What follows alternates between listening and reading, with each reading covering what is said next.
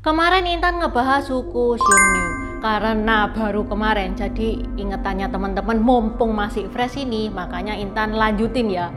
Di video ini Intan mau ngebahas salah satu pemimpin suku Xiongnu yang membawa suku Xiongnu ke era keemasan, yaitu Motu Chanyi.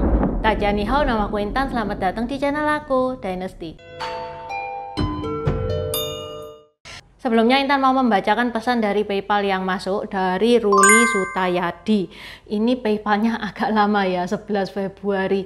Lah soalnya biasanya email itu ada notifikasinya. Ini tidak ada notifikasinya. Pasan Intan buka PayPal, Intan juga kaget kok ada message.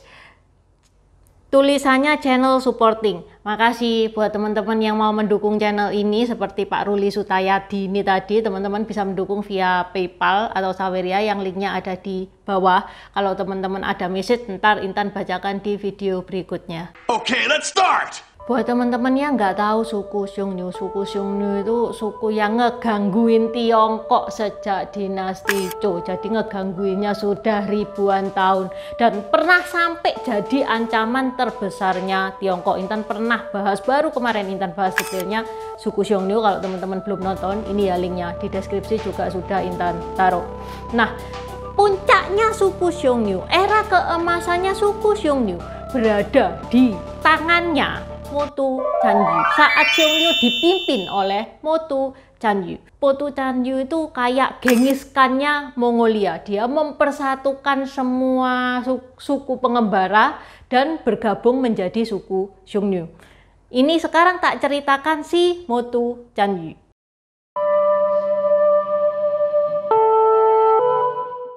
Motu ini anak sulung dari Toman Chanyi.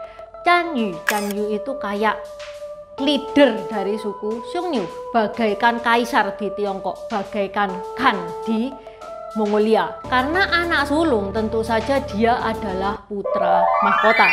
Dari kecil, Motu itu terkenal banget kepinterannya. Dia sudah kelihatan talentanya, pemberani jugaan.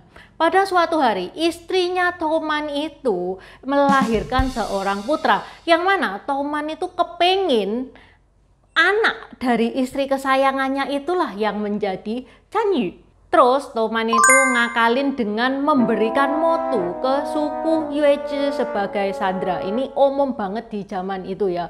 Jadi kayak negara A ngasihkan putra ke negara B untuk hidup di negara B. Supaya apa? Supaya negara A nggak nyerang negara B. Kalau negara A nyerang negara B, ya anaknya ini bakal dihukum mati. Nah, setelah Toman ini ngasih Motu ke suku Yuezhi, kok dilalah Toman ini nyerang suku Yuezhi, otomatis nyawanya Motu itu terancam dong. Ya emang itu harapannya Toman, supaya Motu meninggal dunia. Tapi Motu berhasil melarikan diri dengan mencuri kuda dari suku Yuezhi. Motu langsung pulang ke kampung halamannya, ke suku Xiongnu, di mana dia disorai saat pulang itu guys, disambut bak pahlawan. Toman sendiri ya karena sungkan, memang tidak berjalan sesuai rencananya, gimana dia tetap ngasih hadiah kepada Motu karena keberaniannya, bahkan menunjuk Motu sebagai komandan 10.000 penunggang kuda. Hal ini membuat Motu itu mendapatkan respek yang sangat tinggi dari suku Xiongnu, sehingga dia mendapatkan banyak pengikut, banyak orang yang kepingin berlatih jadi bawahannya. Motu ngebikin panah bersuara keras. Dia melatih dengan keras pasukannya dalam keterampilan menunggang kuda dan memanah. Motu bilang kayak gini, siapa yang tidak mengikuti tembakan panah bersuara saya, awas ya, kepalamu hilang.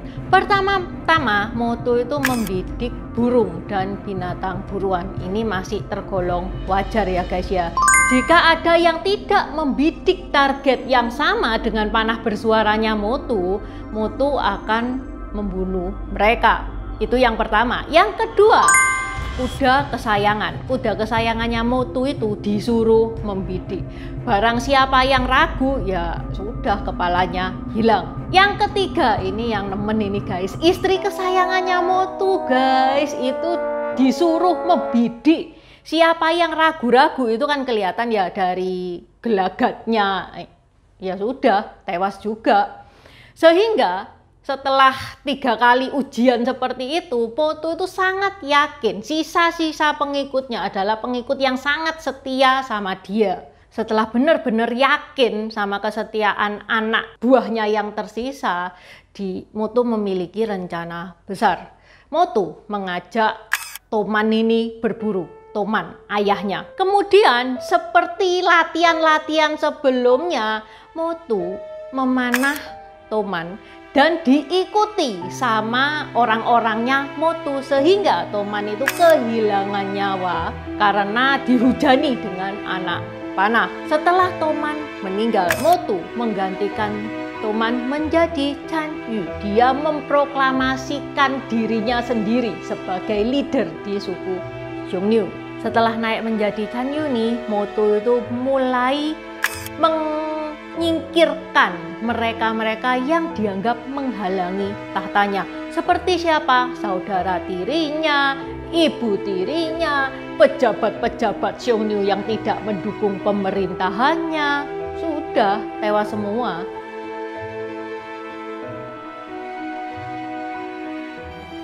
Belum lama Motu Chan Yu ini naik tahta, dia digangguin suku sebelah, suku Tonghu. Raja Tonghu ini merasa nih ya, oh ini pemimpin baru ini masih amatiran, ini bisa dibully nih. Raja Tonghu mengirim utusannya untuk minta kuda 1000 li kepada suku Xiongnu. Pas itu ya, para menterinya Motu Chan Yu itu pada keberatan semua. Wes tuan, kita tempur aja ndak apa-apa. Tapi Motu Chan Yu itu kepengen nipu si Raja Tonghu, sehingga dia kasih kuda 1000 li. Raja Tonghu merasa, oh ini raja ini takut sama aku ini. Kemudian Raja Tonghu itu minta lagi, minta putri kesayangannya Motu Chan Yu untuk diperistri. Ini juga nggak dibolehi loh guys sama menteri-menterinya Motu Chan Yu. Tapi Motu Chan Yu itu bilang udah ndak apa-apa wes, tak kasih notoh ya cuman seorang wanita. Sambil Motu Chan Yu ini melatih militernya dengan keras. Antara Tonghu dan Xiongnu itu ada tanah kosong yang tidak dihuni. Kedua belah pihak itu mendirikan pos penjaga di kedua sisi tanah kosong tersebut. Tiba saatnya utusan Raja Tonghu mengirim utusan ke Motu, bilang mau memiliki tanah kosong tersebut. Nah, Motu ndak mau nih dan dia lebih memilih perang. Raja Tonghu mendapatkan ancaman perang dari suku Xiongnu itu, dia kayak meremehkan gitu ya, dia kepedean. Ya udah, pada tahun 208 Tonghu telah dikalahkan dan sisa-sisa mereka terbagi menjadi suku Xianpei dan Wuhan.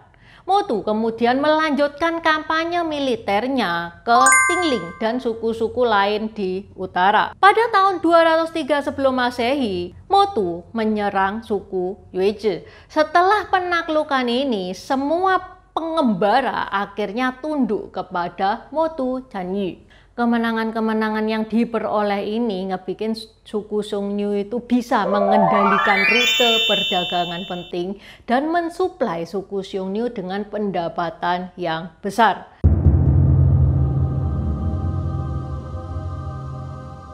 Sekarang kita beralih lagi ke Tiongkok. Pada saat itu Tiongkok ada dinasti Han yang baru saja berdiri. Pada tahun 200 sebelum Masehi, Liu Bang secara pribadi memimpin kampanye militer menyerang suku Xiongnu.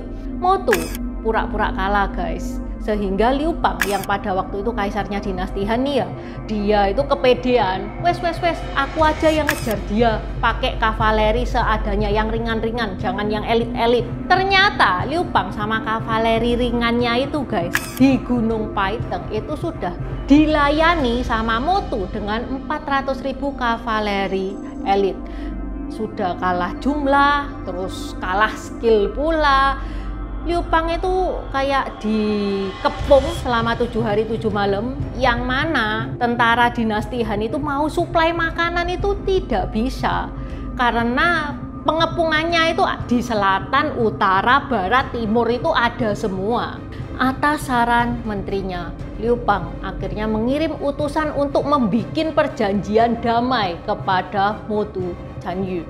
Yang mana perjanjian damai itu meminta supaya dinasti Han itu mengirimkan sutra, alkohol, bahan makanan secara berkala, juga menikahkan putrinya dengan suku Xiongnu. Ini disebut dengan He Jin ya.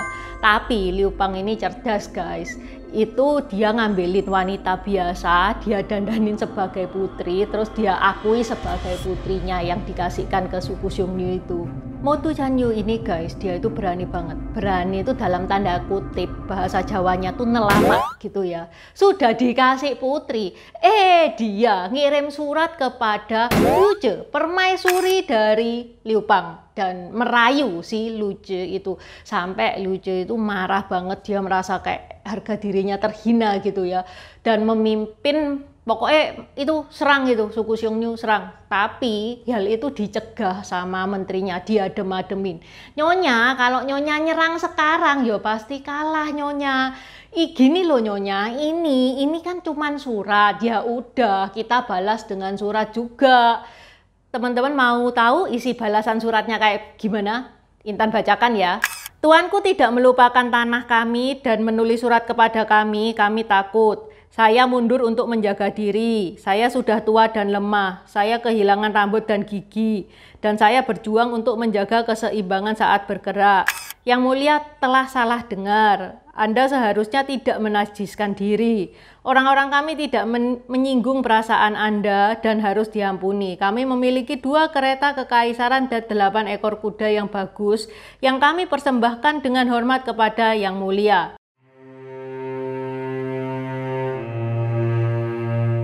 Motu meninggal pada tahun 174 sebelum Masehi saat suku Xiongnu itu berada di puncak-puncaknya.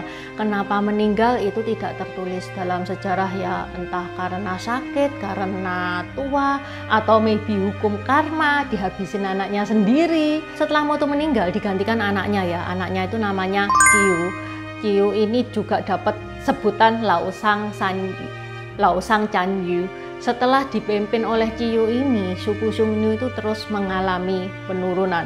Makanya tak saranin teman-teman setelah nonton video ini, nonton video Xiongnu supaya tahu lebih lengkapnya. Oke, sampai di sini dulu bahasan Intan hari ini.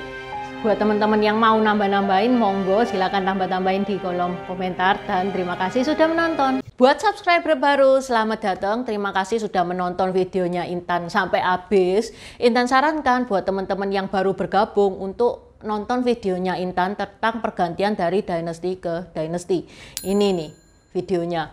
Di deskripsi juga sudah Intan taruh, karena di video pergantian dinasti itu adalah basic dari semua videonya Intan. Itu yang pertama. Yang kedua, video pergantian dari dinasti ke dinasti ini bakal sangat membantu teman-teman kalau misalkan teman-teman itu nonton film-film Tiongkok yang kuno-kuno itu bakal sangat membantu banget, karena film-film Tiongkok itu nggak menceritakan secara jelas background kayak gimana. Terima kasih udah nonton channel ini sampai habis. Dukung aku terus berkarya dengan klik subscribe dan bunyikan lonceng di bawah ya guys.